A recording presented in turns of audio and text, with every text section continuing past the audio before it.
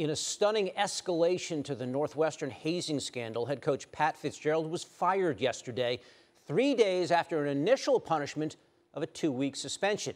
The next day, the school paper, the Daily Northwestern, published a report with the allegations from a former player detailing acts of hazing and sexual abuse by other players. Northwestern President Michael Schill, who has also been criticized for his handling of the matter, said the culture of the football program has been broken and that 11 current or former players acknowledged hazing on the team.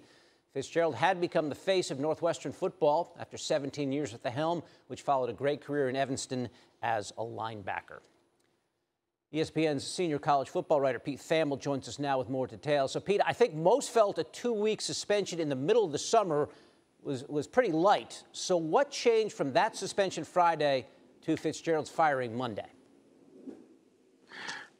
There was a clear pivot point in the student newspaper detailing the allegations that the university knew via an outside law firm's investigation that initially led to that 2-week suspension came to light. And when those hazing allegations went public, University President Michael Schill completely reversed course. Within a day, he had sent a letter to the community saying he may have erred in his decision on the 2-week suspension. And essentially, within 48 hours, Pat Fitzgerald, the face of Northwestern football and perhaps the most important figure in the school's athletics history, was fired on Monday night.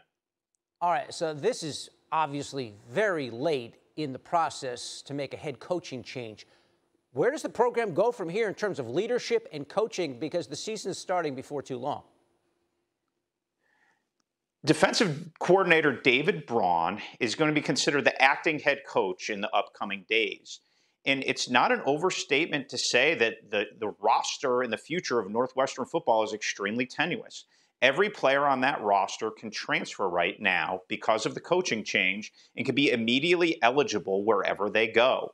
There's a team meeting, my understanding is this morning. And in that meeting, the coach is about their future. There's an expectation that there could be a flood to the transfer portal. And certainly I had a source text me last night saying it's open season on Northwestern's roster. So this decision at this juncture by Northwestern puts the short-term football future of the program in flux. And remember, Northwestern is going to have a difficult time rebuilding. They took 0 transfers that weren't graduate transfers last year. This isn't a place they can just load up on 26 guys in the next class and move on. So there could be some more painful on-field moments for Northwestern football moving forward. The next few days are critical. As you well know, really tough place to win, and now it gets even tougher. A very damaging chapter for Northwestern football. Pete Thamel with the latest on this unfolding story. And Pat Fitzgerald, far from contrite on the matter, released this statement. Attorney Maggie Hickey conducted a thorough investigation spanning several months into the allegations that led to my termination. Her investigation reaffirmed what I have always maintained, that I had no knowledge whatsoever of any form of hazing within the Northwestern football program. Last Friday, Northwestern and I came to a mutual agreement regarding the appropriate resolution following the thorough investigation conducted by Ms. Hickey. This agreement stipulated a 2-week suspension. Therefore, I was surprised when I learned that the president of Northwestern unilaterally revoked our agreement without any prior notification and subsequently terminated my employment. Given this unexpected turn of events, I have entrusted my agent and legal counsel to take the necessary steps to protect my rights in accordance with the law. Here with more details is ESPN college sports reporter Adam Rittenberg. Adam, a lot has changed in just a few days. How did we go from a 2-week suspension to Fitzgerald fired over the span of 72 hours?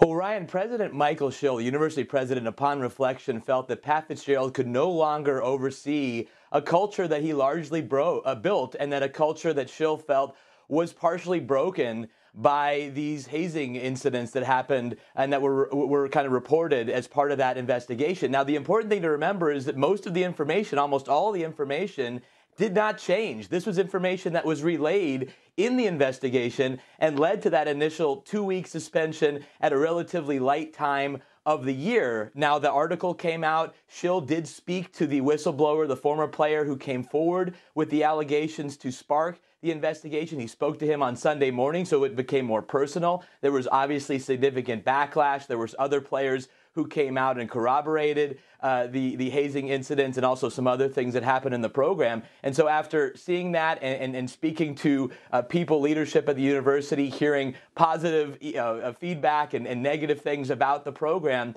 Schill ultimately determined that Pat Fitzgerald could no longer oversee the culture. And even though the investigation did not find evidence that he knew about these incidents, Schill felt that he was responsible as the head coach, as the face of the program, and fired Pat Fitzgerald on Monday afternoon. Okay, and now they talk about needing to change the culture at Northwestern in terms of the football program. What has been the reaction from current and former players?